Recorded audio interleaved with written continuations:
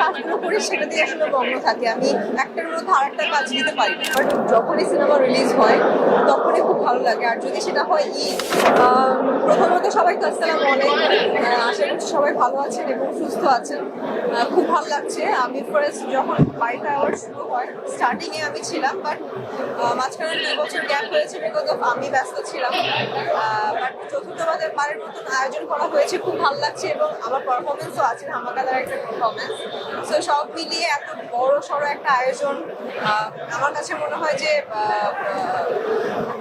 অন্য কোনো অ্যাওয়ার্ড প্রোগ্রামের থেকে ছোট কোনো কিছু না।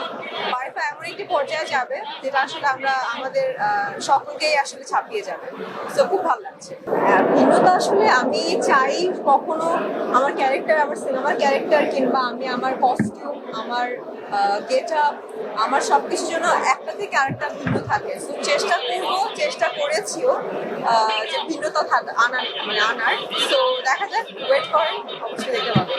আসলে ঈদে সিনেমা বলতে আমার যখনই সিনেমা রিলিজ হয় তখনই খুব ভালো লাগে। আর যদি সেটা হয় ঈদ, তো ওটা তো আরো ভালো লাগার জায়গাটা অন্যরকম বাড়িয়ে দেয়।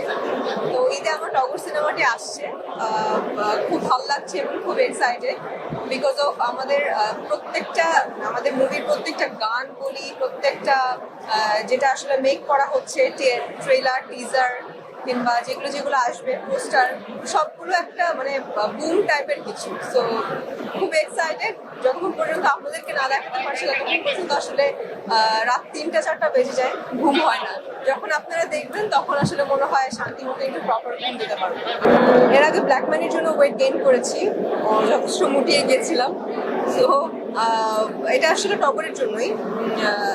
যেই কাজগুলো আসলে আমি করি, যখন যেই কাজগুলো করি সেটা দিয়ে আসলে মগ্ন থাকি। আমি একটার মধ্যে আরেকটা কাজ নিতে পারি না এবং নিলেও আমার মাথায় ওটা ঢোকে না। সো আমি একটা কাজে ফোকাস থাকি। সো এখন যেহেতু টগর সিনেমা কেন্দ্রিক আছি, সো টগরের জন্যই এখন আসলে একটু ওয়েট লুজ